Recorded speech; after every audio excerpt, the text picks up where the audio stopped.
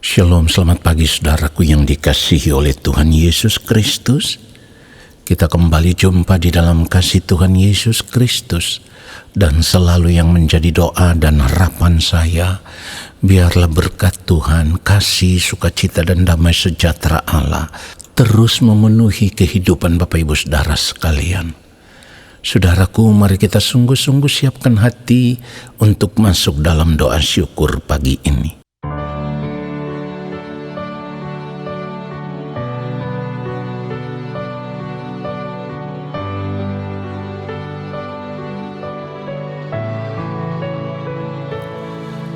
Kerajaan-Mu Tuhan, itu kerinduanku, tiada yang lain. Ku mau mengasihi-Mu sampai tiba waktu-Mu bagiku.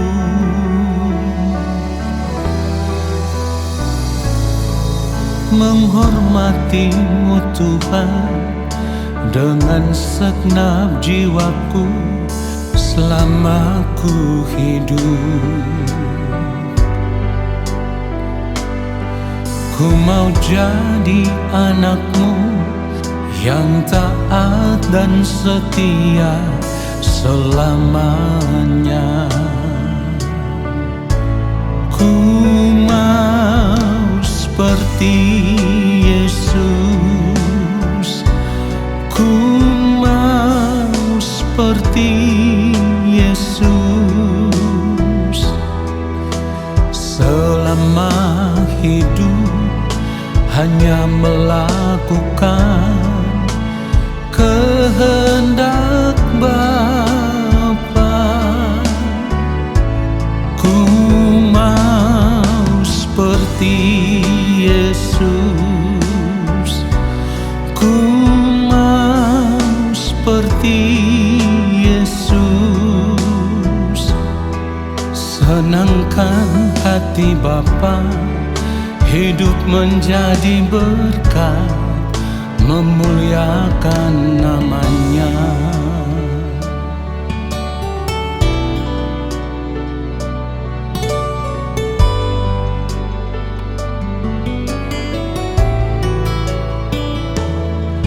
Menghormati-Mu Tuhan dengan segenap jiwaku selama ku hidup.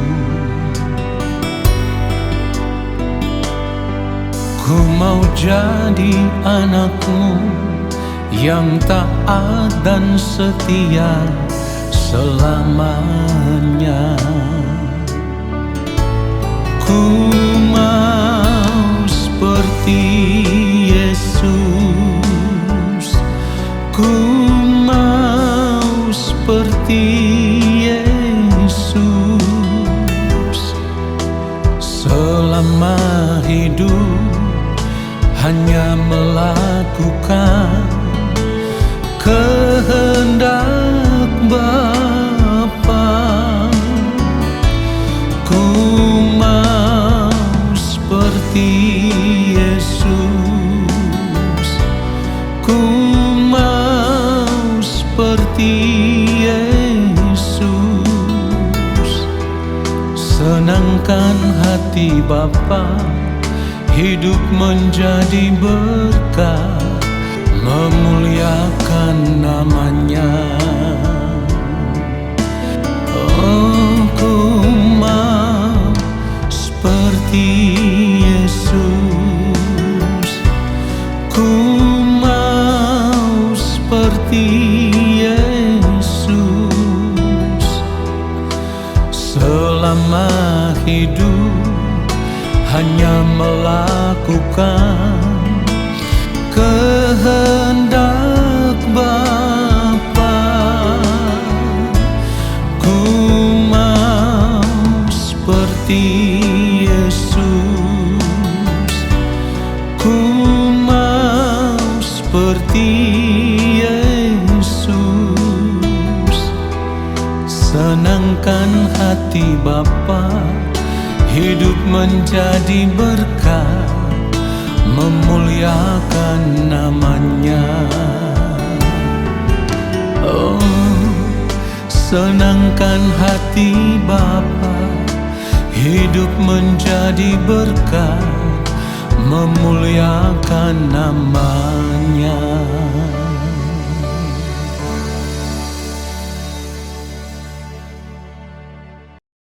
Mari kita berdoa. Yang Maha Mulia, Allah Bapa kami yang ada di dalam kerajaan sorga, saat ini kami ada di hadapan Bapa. Kami mau duduk diam di kaki-Mu ya Tuhan, di dalam hadirat-Mu. Dan kami mau menanti-nantikan lawatan Tuhan. Kami memerlukan firman-Mu. Berbicaralah bagi kami ya Allah. Sampaikanlah isi hati-Mu kepada kami. Allah Roh Kudus mengurapi setiap kami, memberikan kepada kami hikmat pengertian, supaya kami boleh mengerti apa yang Bapa kehendaki dari setiap kebenaran firman yang kami dengar, lalu kami mau hidup hanya untuk melakukan kehendak-Mu di sepanjang hari hidup kami.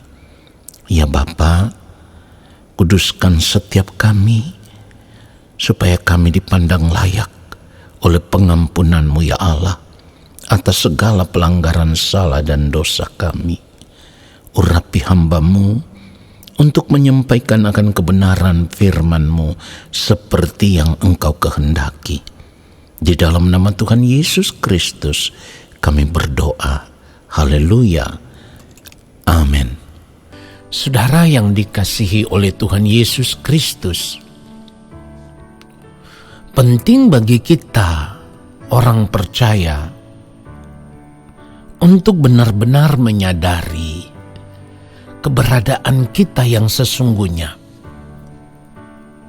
Siapa diri kita ini yang sebenarnya itu harus kita sadari.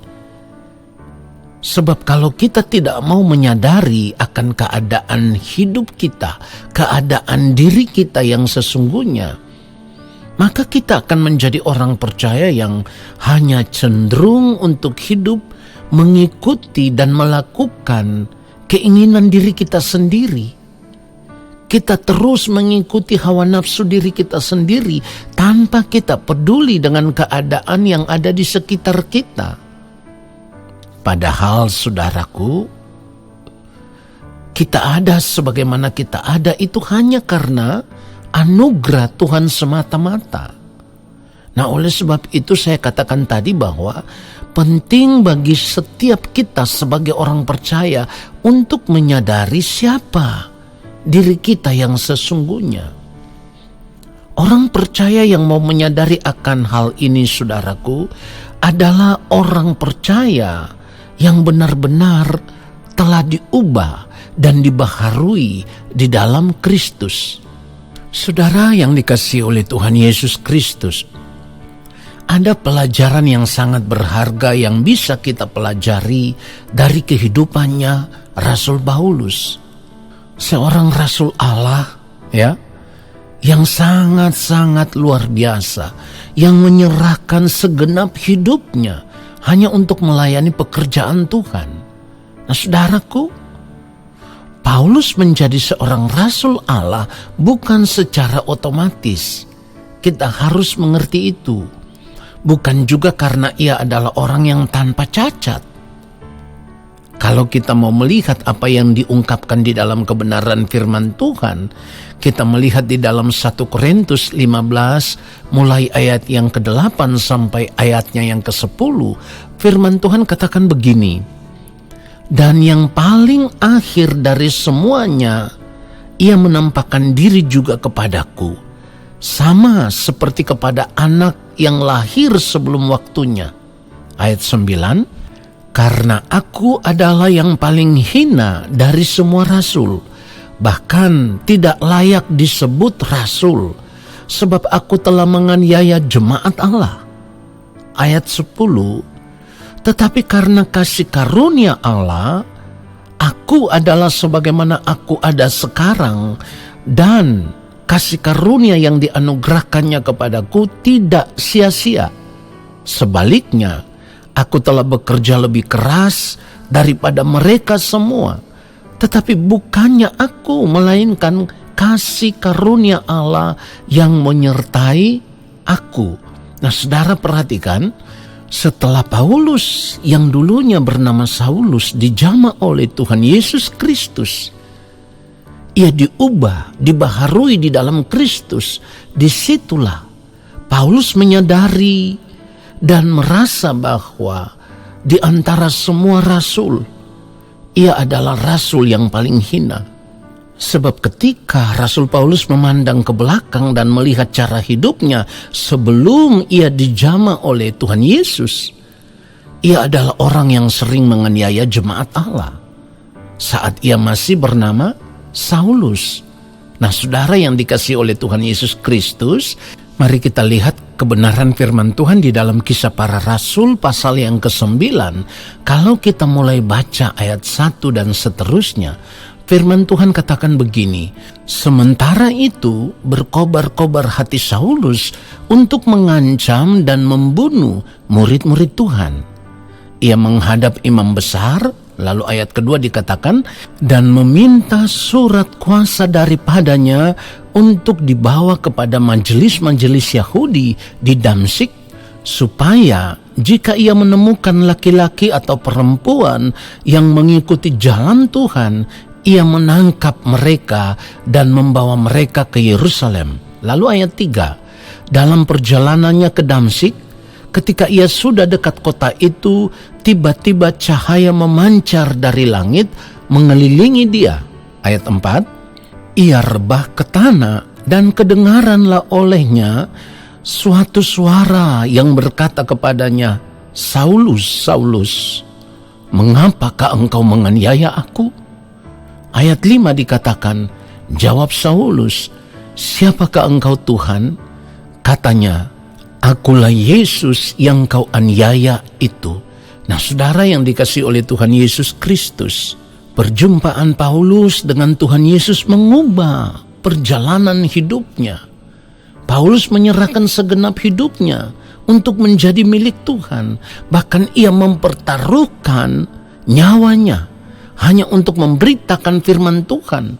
Dan dalam perjalanan pelayanannya, saudaraku, ia harus mengalami banyak masalah, banyak persoalan yang harus dialami, banyak tantangan yang harus dialami, dan itu terus terjadi di sepanjang pelayanannya. Ia harus dipenjara karena Injil Kristus. Ia juga harus mengalami karam kapal, saudaraku, saat hendak memberitakan firman. Ia juga dipatuk ular, ya, sampai menghadapi ancaman pembunuhan. Nah, semuanya itu terjadi di dalam kehidupan Paulus. Saudaraku, kisah hidup Rasul Paulus ini di dalam perjalanan pelayanannya seharusnya menunjukkan satu bukti bagi kita bahwa mengikut Kristus bukan berarti lalu kita bisa hidup di dalam kenyamanan hidup. Rasul Paulus menyerahkan segenap hidupnya, tetapi ia harus masuk di dalam berbagai penderitaan. Dalam pelayanan yang ia lakukan, ia harus menghadapi banyak masalah sampai kepada ancaman pembunuhan. Nah, saudaraku, bagaimana dengan kehidupan kita sebagai orang percaya ketika kita berjumpa dengan Kristus, ketika kita berada dengan Kristus? Apa yang kita lakukan? Banyak orang percaya yang berjumpa dengan Kristus, percaya kepada Kristus, hanya mengharapkan supaya keadaan hidupnya diubah, lalu ia bisa menikmati kesenangan hidup dunia. Karena apa? Karena yang diajarkan selama ini mengikut Kristus itu enak, ya, pasti diberkati, pasti dapat jaminan masuk surga. Ini yang diajarkan, dan saya selalu katakan bahwa sebenarnya ini penyesatan-penyesatan terselubung yang sedang terjadi, tetapi tidak banyak disadari oleh anak-anak Tuhan atau orang percaya. Saudaraku, perjalanan pelayanan Rasul Paulus, ia memberikan segenap hidupnya kepada Tuhan, tetapi di sini telah membuktikan bahwa mengikut Kristus itu berarti kita harus mau memberi diri dan rela untuk mengambil bagian bersama-sama di dalam penderitaan Kristus. Itu yang Paulus alami. Tetapi apa? Semua yang dialami oleh Rasul Paulus, sekalipun di dalam perjalanan pelayanannya, nyawanya terancam, hidupnya terancam, bahkan ia teraniaya, ya.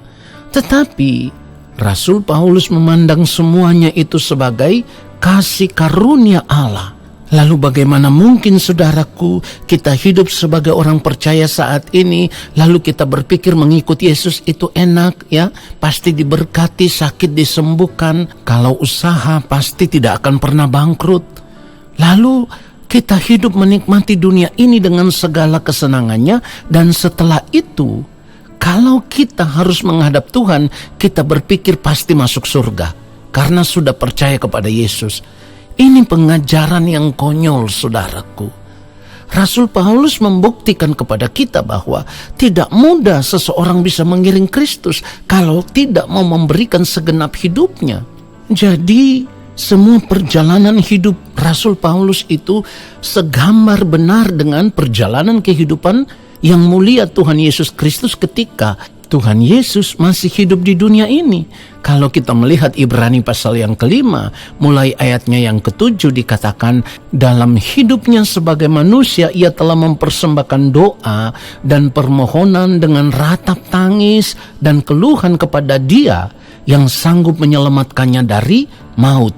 Dan karena kesalehannya ia telah didengarkan. Perhatikan, perjalanan hidup Tuhan Yesus, ia tetap hidup di dalam kesalehan, dan kesalehannya itu diikuti dengan ketaatan. Kalau kita membaca ayat yang ke-8 dikatakan, dan sekalipun ia adalah anak, ia telah belajar menjadi taat dari apa yang telah dideritanya.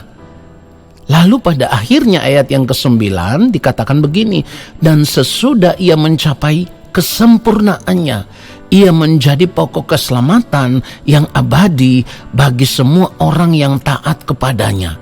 Nah, saudara, di sini kita harus melihat Tuhan Yesus menjadi pokok keselamatan yang abadi bagi semua orang yang taat kepadanya. Kalau Rasul Paulus taat melakukan semua perintah Allah, sekalipun nyawanya terancam, dia tetap setia melakukan perintah Allah. Lalu bagaimana mungkin kita yang hidup mengikuti keinginan diri sendiri, hidup mengikuti hawa nafsu diri kita sendiri, kita tidak taat mengikuti perintah Allah? Kita tidak taat hidup sama seperti Kristus telah hidup, lalu kita berharap bahwa kita pasti diselamatkan di dalam Kristus. Itu tidak mungkin, saudaraku. Ingat baik, saudaraku, Allah tidak dapat menyangkal hakikatnya sebagai Allah yang adil. Artinya, hanya orang yang hidup seturut dengan kehendak Allah, merekalah yang akan dikenal oleh Allah. Jadi, kalau sekarang kita berada di dalam Kristus, seharusnya kita diubah. Sekali lagi, seharusnya kita diubah, kita dibaharui, supaya kita bisa memiliki hidup yang sama seperti Kristus hidup. Barulah nanti ketika berada di balik kematian, kita bisa dikenal oleh Allah Bapa di sorga sebagai anak-anak yang taat, yang hidup takut akan Dia ketika kita masih ada di dunia ini. Kiranya kebenaran firman Tuhan ini mengubah kita semua. Amin. Saudara, mari arahkan hati kita kepada Tuhan. Angkat tanganmu di hadapan Tuhan dan terimalah berkat Tuhan. Segala berkat kasih karunia daripada Allah Bapa di sorga, cinta kasih yang berlimpah-limpah dari Tuhan Yesus Kristus di dalam persekutuan dengan Roh Allah yang kudus turun atas kehidupan kami, menyertai langkah hidup kami, memberkati kehidupan kami saat ini, kekal selama-lamanya. Segala berkat itu kami terima dengan iman percaya di dalam nama Tuhan Yesus Kristus. Haleluya. Amin. Saudaraku, terima kasih sudah mengikuti doa syukur pagi hari ini. Sampai kita jumpa lagi di dalam doa syukur pagi besok hari. Tuhan Yesus memberkati kita semua. Shalom.